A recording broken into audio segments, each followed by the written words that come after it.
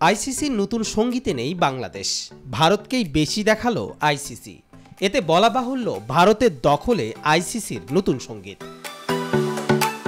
আইসিসির নতুন সঙ্গীত নিয়ে বাংলাদেশি ক্রিকেট প্রেমীদের মধ্যে হতাশা ও ক্ষোভ প্রকাশ পাচ্ছে।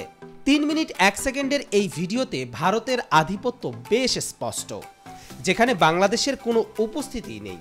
এমনকি অন্যান্য দেশের উপস্থিতি থাকলেও বাংলাদেশের মতো একটি গুরুত্বপূর্ণ দলকে বাদ দেওয়া নিয়ে সামাজিক যোগাযোগ মাধ্যমে নানা ব্যঙ্গ বিদ্রূপ চলছে।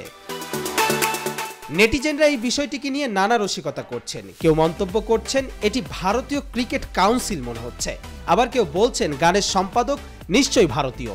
এই ধরনের প্রতিক্রিয়া থেকে বোঝা যাচ্ছে বাংলাদেশি সমর্থকরা বিষয়টি কিভাবে দেখছেন। বিশেষ করে বাংলাদেশ ক্রিকেট বোর্ড বিসিবি যখন বিশ্বের 5ম ধনী ক্রিকেট বোর্ড, তখন এই অবহেলা অনেকের মনে কষ্টের কারণ হয়ে দাঁড়িয়েছে। কবির চৌধুরী জয়, মাই টিভি।